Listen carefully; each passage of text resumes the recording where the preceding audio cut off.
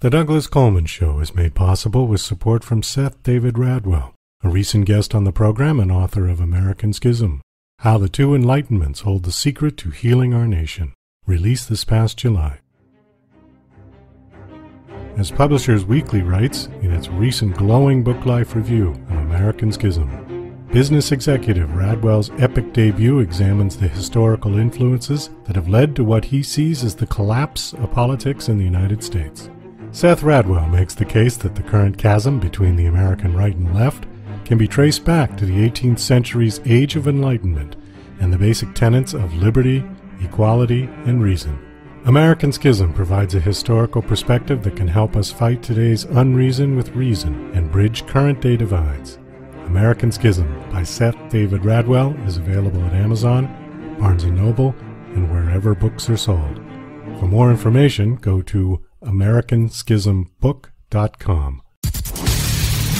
It's time for the Douglas Coleman Show. Mr. Smooth and Savvy is joined by guests from all walks of life, from the entertainment industry to authors to political and social commentators, the famous and not so famous, the controversial and the light and fluffy. We have it all. Now, here's Douglas Coleman.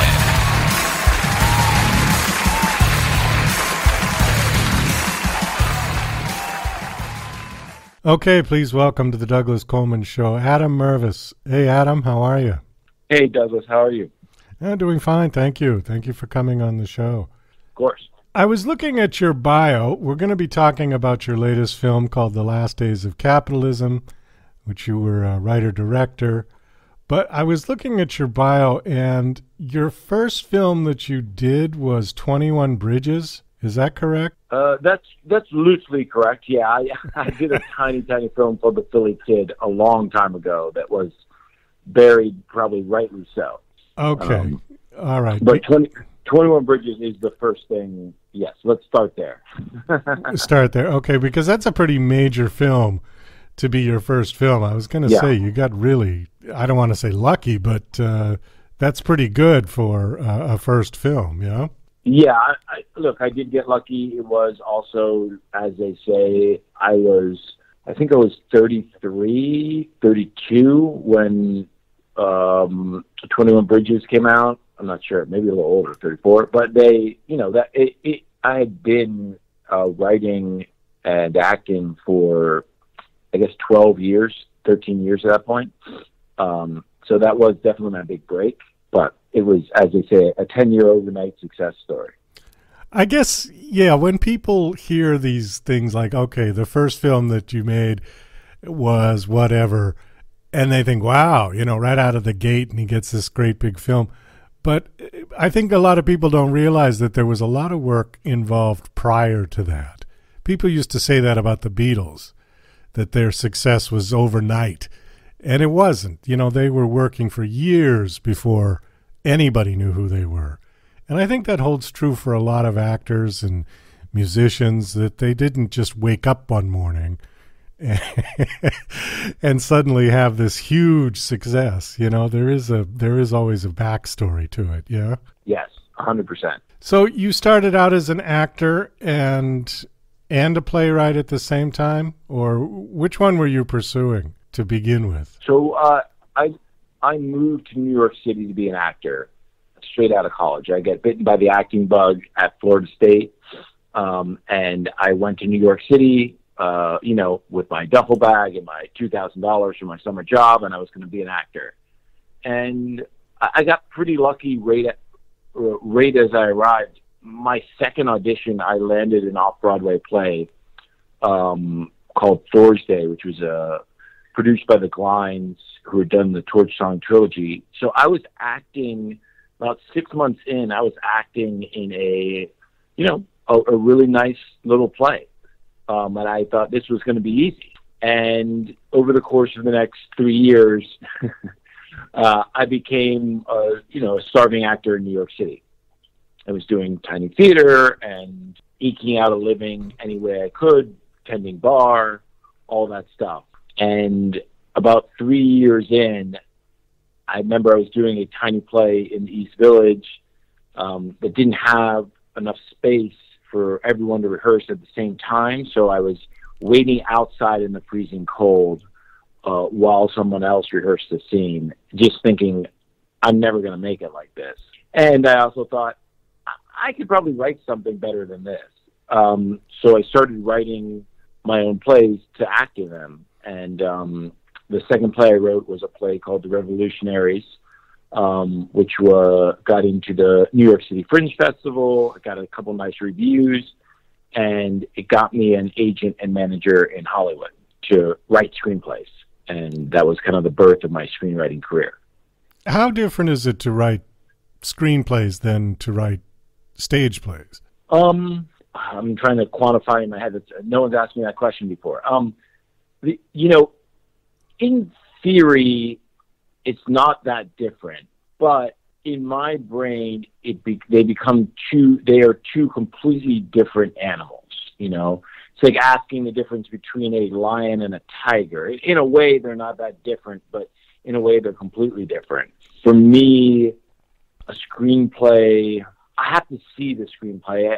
I'm thinking on my feet now, Douglas. Sorry, I didn't mean to stump you with this question. No, it's good. I think when I'm writing a screenplay, I'm visually seeing the movie. I'm trying to watch the movie and write it down on the page. When I'm working on a stage play, I'm sitting with the people, and I'm talking to the characters, and the character is driving, in a way, the story. I remember I was talking with Diana's son, who wrote written a bunch of great plays, but wrote a play called Stop Kiss, which was really well received in New York, and she now writes a ton of TV. But I was complaining about this TV show I was writing, and they wanted an outline, and I didn't quite understand. And she said something to me, which I think is right, which is no self-respecting playwright does an outline, because, as Tony Kushner says, the writing is the thinking. And I guess that's the difference to me between playwright and screenwriting. Is the playwriting, I'm sitting with the characters, I'm letting them go where they want to go. I don't almost care what happens. In a screenplay, I kind of got to see the movie and be able to watch the movie, be able to believe the movie while I'm writing it. If that makes any sense at all, I don't know. Well, it does. It does. And there's a lot more technical aspects to a screenplay, though, yeah? Because you don't have all of the, superimpose or flashback or all of that kind of stuff. With a play, with a stage play, it's primarily blocking would be the only sort of direction in it. Yeah, I think that's right. I think, again, and also with a stage play, you would never write in, especially in an early draft that you haven't workshopped, you would never write in your own blocking. So you're almost completely free in a stage play to have the characters kind of say and do what they want and let the actors figure it out. So good luck to you guys. Yeah, because the director really would have more input on that. You'd probably, I think that you would piss off the director if they had full of blocking already when he read it for the first time. Yeah, for a stage play. Yeah, because I think he would feel like, oh, that's my job to do that. I don't know. I'm just sure. I'm guessing. I don't know. Some of the great directors I've worked with, they, it's much more collaborative in the theater, and a lot of the directors. I'm always thinking when I'm reading other people's work, and you kind of want to adhere to one set of rules or another, whether it be a stage play or a screenplay. The truth is, then, just as long as it's great, it doesn't really matter. And however you get there, I do think for a stage play, I like a stage play that's stage play that's wide open. That can be anything. That leaves a lot of room for my imagination. A lot of times, a screenplay, as you said, for some of the technical reasons, you're handing over a blueprint for a film. So right. You kind of want to let them know what the film is. The other one that I've heard, because I've asked this question to other people, and the other answer that I hear is that when you write a stage play, generally speaking, they don't chop it up as much as when you write a screenplay. I've had people say that they wrote a screenplay and by the time the movie was out, it bore not the slightest resemblance to the original screenplay that they had written, that it went through 3 script doctors and this and that and everything else, where a stage play doesn't always do that, that most of the time it's pretty much intact from the writer's original concept. Yes, that's 100% true. You get the full Hollywood treatment. I think to take it back to 21 Bridges, if you look, they brought in another writer towards the end of 21 Bridges because, that's kind of the doctrine within Hollywood is the writer is replaceable. You can't replace the star. You can't replace a lot of people. But the writer, we can just get somebody else to write something else, So, and that is sort of what fueled me actually to go towards the Last Days of Capitalism, in that coming off 21 Bridges was sort of, a complicated experience for me in that a lot of what I wrote didn't make it into the film, even though I recognized my story in the film. I kind of came away from there with a lot of, mixed feelings. It was obviously a huge break for me. It was a huge, from a financial stability standpoint of like working as a writer director and as an artist in America. I was now entering a world of financial stability that I didn't really dream of. But it also wasn't that artistically fulfilling. Well, okay, that's a good point. I mean, I think you have to kind of weigh the good with the bad. If you were well paid and you got credit, then you sort of take that along. But if they tweaked, would be a nice word, tweaked your script to the point where it wasn't really what you had in mind, then yeah, you're right. I think you take the money and you take the credit and you move along to the next one, where now you have a little bit more freedom because of the money and the credit that you received from the last one. Yeah, I think that's like a 10,000-foot view of it. I think when you're in it and it's yours, it's kind of, I was younger. It's tough, but I think that's right. And I think you can't go back. This is the system I've entered, and I kept going forward. Well, let's talk a little bit about your new film. Your new film is called The Last Days of Capitalism, and you wrote this one and directed this one. I want to read something here on the director's statement, which is you, I assume, right? I assume too. Let me hear it. I'll see if I take credit for it or not. Okay, well, I'm just going to read the first line because I thought it was interesting. It says, "I don't know what the last days of capitalism is about, honestly. I will let other people tell me what it's about." Yeah, that's true. Yeah. Okay, but you wrote this, so... I wrote that, yeah. You wrote it and you don't know what it's about. Well, I think that's interesting. Explain that a little bit. Why do you not know what it's about? To say, I'll go back for a second. To say like a movie like 21 Bridges, I could tell you what 21 Bridges is about. It's about a bank robbery that goes bad in New York City. I think Last Days of Capitalism, I purposely didn't want to know. It's not about a bank robbery, kind of, but it's about two people trying to work something out. And I think, depending on your life experience, depending on where your POV is in the world, I think it's going to be about something different, I hope, for a lot of different people, And I think when they asked me to write a statement about the film, I think I led with that because I guess I could talk a little bit about what it's about to me, but that would be extremely different than what it's about to somebody else. And I kind of love the indie film tradition, especially where the film is the talking, if that makes sense. I think that's David Lynch who said it. He doesn't have to talk about the film because the film is the talking, and the film is trying to work something out. And I think The Last Days of Capitalism, both characters are trying to work something out in a complicated human way where they're contradicting themselves, they're hypocrites, they're telling the truth, they're lying. It's it's complicated. And I think you can choose to believe what you want to believe from each character in this film. And I guess I don't want to kind of step on what you believe with what I believe. Initially, when I looked at the cover and I read the synopsis, the movie Pretty Woman came to mind. Now, is it anything like that? Well, I guess from the setup standpoint, yeah, a little bit. Okay. What did one person called it? Pretty Woman meets Leaving Las Vegas. Which I'll take that. All right. Yeah. So it's a little more gritty than Pretty Woman. Oh, sure. Yeah, I would call it a little more gritty, a little more dialogue, and I think a little more contemplative. Okay.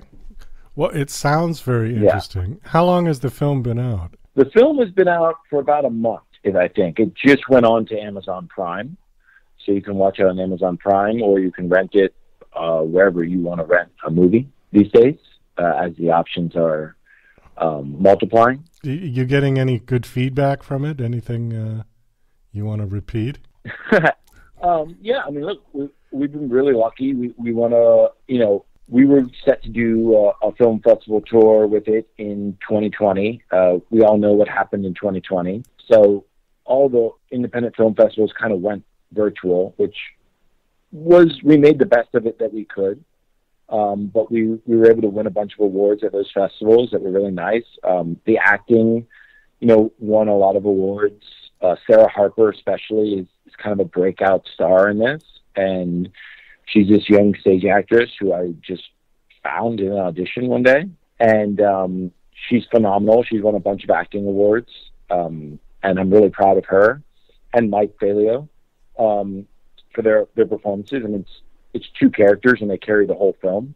And coming out of that, we've got distribution and we've got a bunch of really nice reviews. If you go to Rotten Tomatoes, I think we're still at 100% on Rotten Tomatoes.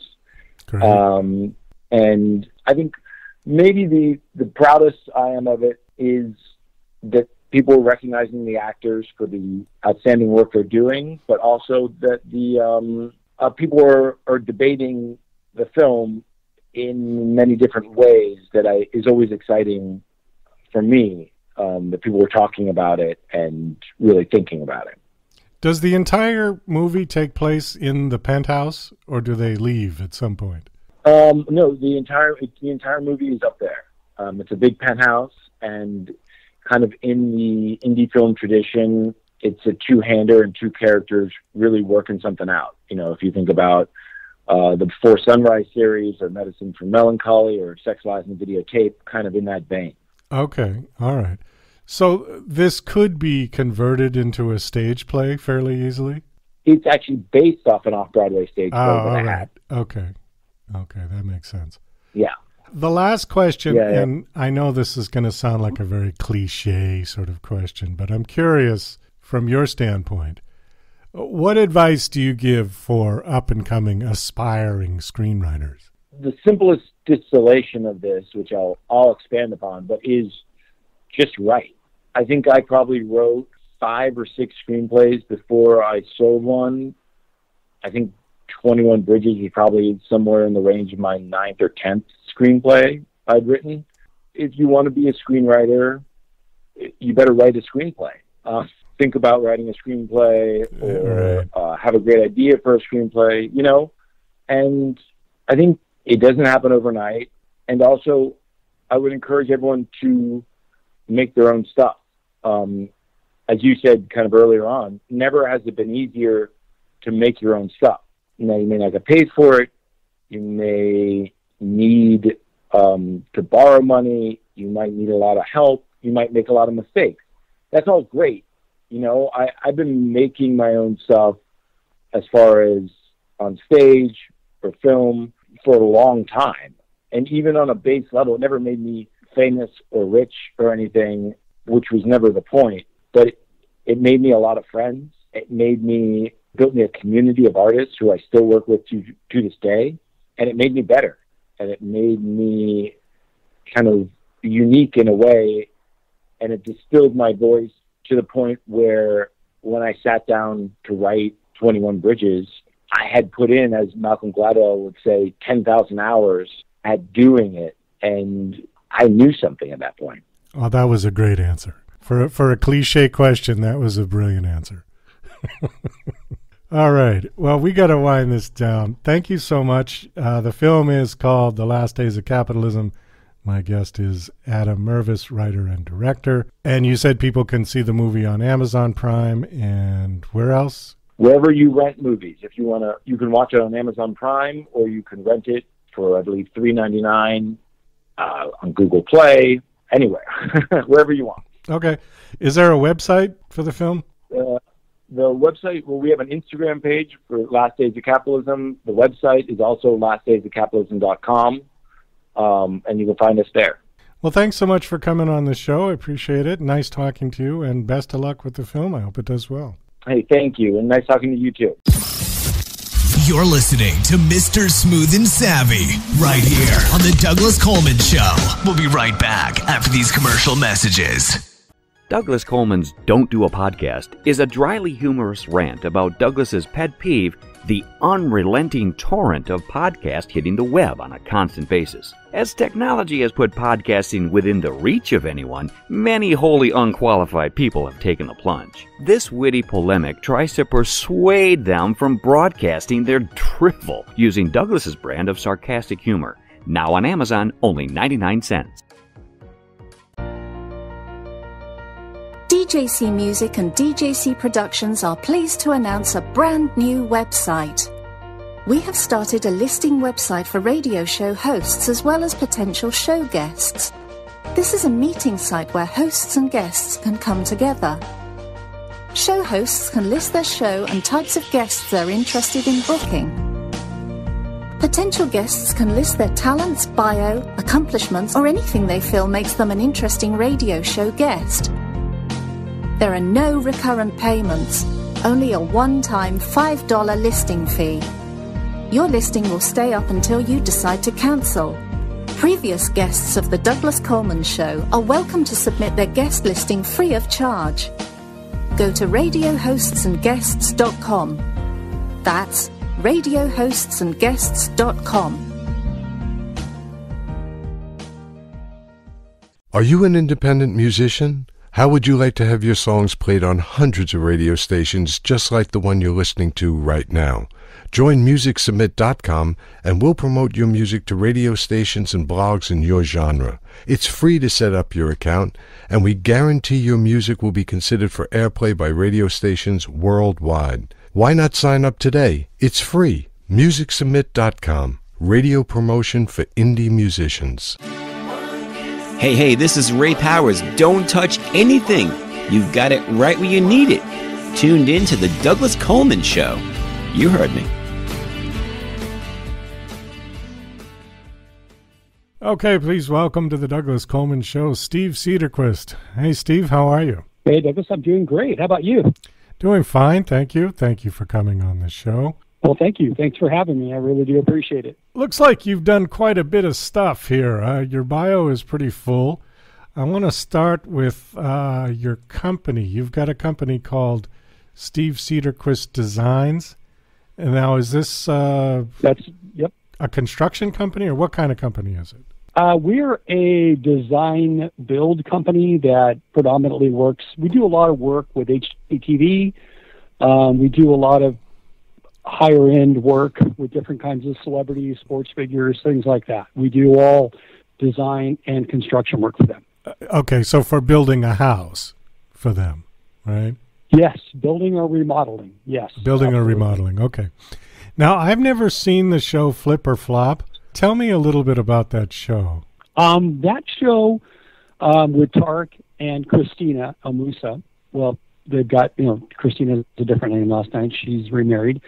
It was predominantly the show where we would buy several different homes in the Orange County, LA County area. And they would buy them. What we would do is come inside them, figure out what it would take to get them back up and, looking decent and, obviously top of the market, and flip them for a profit. Okay. Now, what would be the flop element to this? Well, you've always got the flop element when you buy a property and you don't know about hidden problems or conditions. We've, obviously bought a few of those where you don't know the house has a foundation issue, which we didn't, weren't aware of when we bought it. A lot of the houses were bought, sight unseen. So, when you get into them, you buy them at auction or whatever, you don't know what you're getting. So you hope for the best. That's what you do. You just sometimes you take the good with the bad and try to do the best you can, but always do the job the right way. Don't ever cut corners.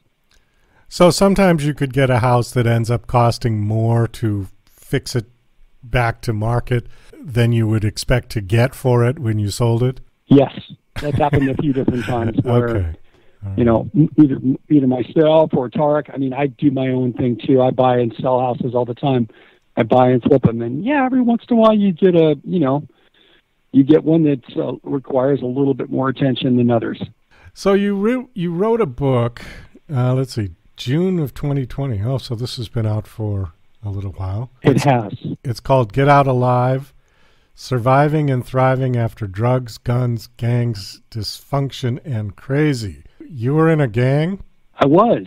I'd never planned to be on drugs or do drugs or anything. I'd gone through my entire life without doing anything. I had met this girl, and I was hanging around these group of people that were a little bit not, they wouldn't ever appear to be anything of that element. They were, cops, firefighters, ambulance drivers, things of that nature. And we were partying at their house, and back in the 80s, cocaine was very popular. And that's when I tried cocaine for the very first time. And then that's when I tried cocaine and did cocaine, and then cocaine ended up doing me for about 8 years. I tell you, people say that drugs don't change things much about you. Some people say that. I strongly disagree. I think that it definitely changed everything about me, how I ended up in a gang, how I ended up losing everything. You make poor choices. And so, that's what happened. Got involved 8 years later, getting arrested, several times. This last time, get caught with a gun in a gang. Yeah, not a good scenario. Well, it doesn't sound like it. How did you get out of that situation? What was it that propelled you out? I actually went to jail, and I did 2 years in jail. And with that, there's an interesting part in the book where I talk about a defining moment. I call it my Garden of Gethsemane, because, we're driving in a jail bus going to court, and I'm in a jail right next door to a children's home, Orangewood Children's Home in Orange County, where my kids got taken away and got taken to. And where the bus stops at the stop sign and for some other construction work going on at the building next door. And there's my son, my 19-month-old son at the time, just sitting on a swing with his arms hanging down, and all the other kids playing around him on this little makeshift playground that they had. And I yell out the window. I said, "Hey, Gigi." I used to call him Gigi. And he comes running to the fence and puts his arms out like, "Daddy, come get me. Take me out of here." That was my moment. A lot of people have different moments in life. That was my moment to I'm a big boy. I can handle what I did to myself, but what I did to those kids was wrong. And I wasn't a good father, a good influence. And I basically was a piece of what. And I decided to change that. I think, well, I got to be a man. I got to do what's right. I got to do my time.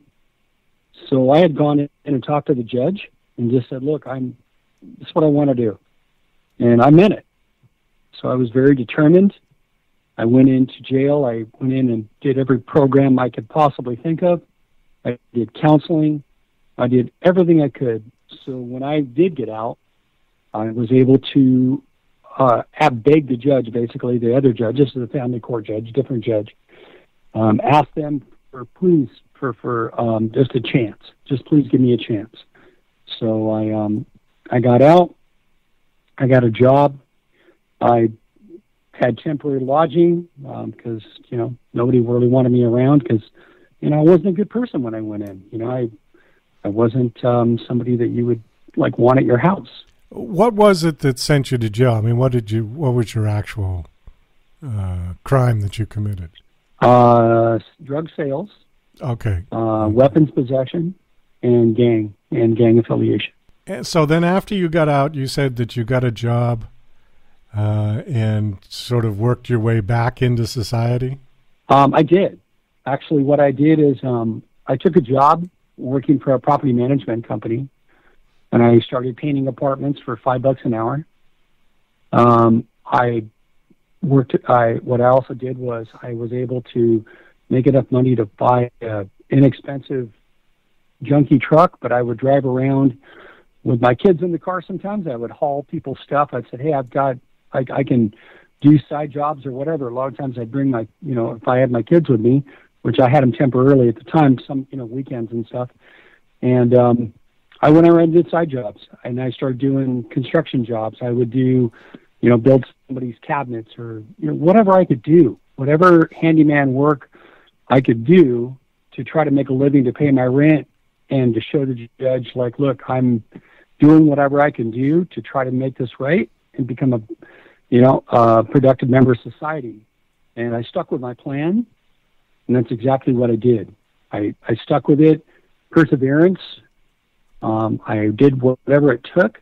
I was able to rebuild my life and obviously make a change. If you've done your research on me, you can see what I've done in today's life. So is the book basically the story of all of this, your life story? Well, the book is more of it's kind of a book where you would kind of relate to it if you were kind of in the same situation where you've kind of there's a lot of people out there, especially in today's world. And, as I'm sure you're well aware of, just that the number one killer right now is not COVID. It's not cancer. It's people overdosing on drugs that are cut with fentanyl. Right. And drugs are a huge, huge problem in this country. I mean, it's a massive problem. But I've talked to a lot of people. I talk to a lot of people on a weekly basis that actually call me or read my book or hear about me, know about me, whatever, and say, dude, how did you do it? First of all, you got to stop using. That's your first thing, because you ain't going to get anywhere if you're continually using. So I try to direct them in whatever, there's different programs out there for different mindsets. Some people need that 12-step. Some people don't. Some people need the church program, or there's other, more psychological programs you can get into. I think there's no one shoe, fits that works for everybody. I think it's definitely on you and your mindset where you need to be. But I tell you one thing, you need a desire to want to change your life. And you have to want it bad enough that you're going to have to turn your life inside out from what it is now. And that's a whole different mindset. Do you think people need to hit rock bottom before they can see upwards? I mean, that seems to be the story a lot. The drugs get a hold of people and they take you so far down that you're basically left with the choice of life or death. Yeah, no, I totally agree with you, 150% on that. I think that you definitely have to have it reach a point where you're done. And if that's your rock bottom, that's your rock bottom. I mean, I think everybody has to have their own Garden of Gethsemane, whatever that means to them. But I've been with people who have OD'd and have come back. And, I was with somebody I know pretty well who's, the owners of the Westgate Hotel in Vegas, and their daughter, Victoria, young girl, 18 years old, got hooked on pain meds. She was a volleyball player in high school. We're talking about one of the richest people in America. So these drugs don't discriminate. They don't say, oh, well, you're the richest people in America. Nothing can happen to you. Well, what happened to her was she went on oxys, got addicted to them. The doctors said, well, we can't give them to you anymore. She got hooked up with a guy who was doing the same thing, and what did they turn to? They turned to heroin. So she turned to heroin and ended up ODing and dying at 18 years old. Wow. So it doesn't discriminate. And I work with a lot of people every day, and we have these real heart-to-heart, I call them come to Jesus moments, where, they try to run their BS game, and like, you know what, I'm not the one you have to convince. If you want to try to convince me of every different angle here, that's never going to fly. You have to really want it. You have to really, you have to kind of come to a point, like you said, it's like a rock bottom, but you realize it and you're humble about it. You're like, yeah, dude, I need help. I'm a mess. And I think at that point, then you're willing to help people. I've done meetings. I spoke at Hoag Hospital down here in Newport Beach. I did that for 15 years. I did a meeting once a month where I talked to sometimes 5 people, sometimes 500 people. And I still do it, not obviously with COVID in the way, but before COVID, and now that we're kind of closing out of that, we're setting up some speaking engagements. And I love reaching out to people and connecting with people who really are looking for real honesty and real change in their life. And what I think what I bring to it humbly is that I've been there. I'm living proof that you can make it out of it. You can change your life. It's not, you don't have to live with a stigma like, oh, I've been to jail, or, oh gosh, I'm a drug addict. Well, yeah, you know what? Oh, well, but look at me. I'm a success, and I did it with hard work. Nobody gave it to me. So how bad do you want it? So I've seen a lot of people that I've talked to in the past 15, 18 years that have done it, and they are amazing successes today. So I think the system works, It's just a matter of, like you said, how bad do you want it? Right. And I think that people like you who have been there are probably the best people to help out. People go to counseling, people go to rehab. Sometimes they work, but oftentimes they don't, because the people who are in need of help don't get the kind of help that they would believe in. They don't have affinity with the people who are working at a rehab, unless the person at the rehab has gone through what they've gone through. Do you know what I'm saying? No, I feel you. I'm sorry to interrupt. I totally feel you on that, and that's why I had said there's no one shoebox that's going to work. What works for me is not going to work for you, maybe. And right. You have to find that there's some people that are really. I've dealt with some people that are really.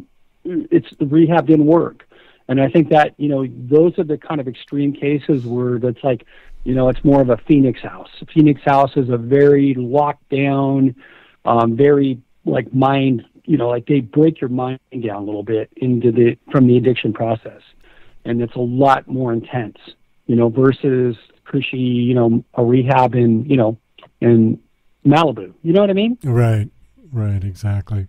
It's a matter of connecting with somebody who you respect. I think that's really the key to it, because if somebody tells you, hey, you got a problem, and you don't respect that person, you're going to tell them to piss off.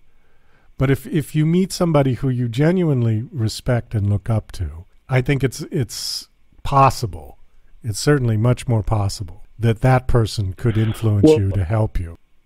I think the mistake a lot of people make, and I'll tell you an interesting story.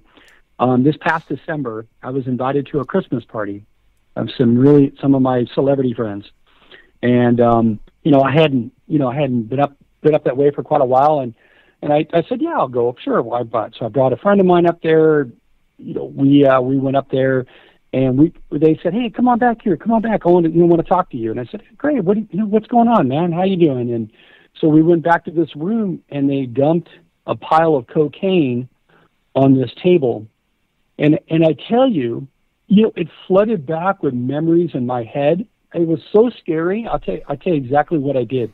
It was so scary. I walked out of the room. I was not even thinking. I was so upset about it. There was a sliding glass door, and I thought it was open. I ran right into it and broke my nose. And I was just like, it was kind of my probably my guardian angel saying, "What were you doing here? Smash me up against the window." Wow. But I told my friend, I said, "We got to go." I said, "I can't. This is not my world anymore. I mean, I don't want to be around it. I don't think I just don't agree with it. I mean, unfortunately, I work with a lot of celebrities. I work with a lot of celebrities' kids, and I work with a lot of celebrities, period. Obviously, name disclosure, can't say anything, but, we have these talks, where it's so prevalent, especially in the entertainment industry, where it was a lot more back in the 80s when I was around it, but it's, and these kids and these people are doing a lot of, you see it all the time. You see all these actors dropping dead, and you're finding out a lot of them were overdoses, fentanyl, whatever else. And it's crazy. It's sad because, I've reached so many people, and there's so many that I wish, they would just had picked up the phone and called me prior to using again. Some of my friends, some recent, celebrities that have passed, and some other people, some other good friends of mine, that have walked away. I had one of my best friends, same thing. He hasn't used in probably 8 years, and he got married, got a nice house, had a great job, had all this, and went out one night, thought he could pick up where he was. She found him in the garage. A couple hours later, he had OD'd in the garage. No, that's sad. We do have to wind this down. Yeah. We are running out of time here. Do you have a website that you want to give out? Yeah, people can reach me a few different ways. I mean, I'm always accessible. People can reach me on Instagram at Steve Cederquist.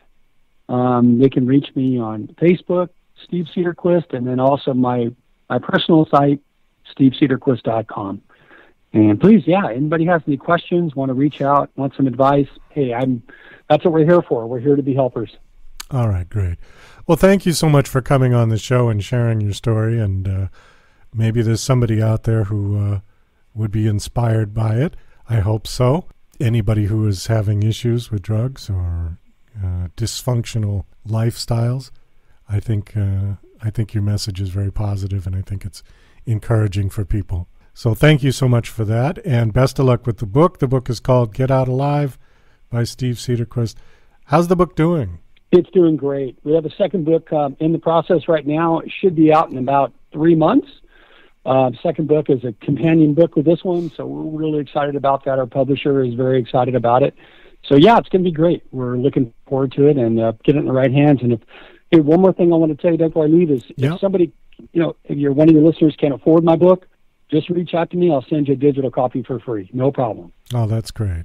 Well, thanks again, Steve. Thanks for coming on. You're welcome. Have a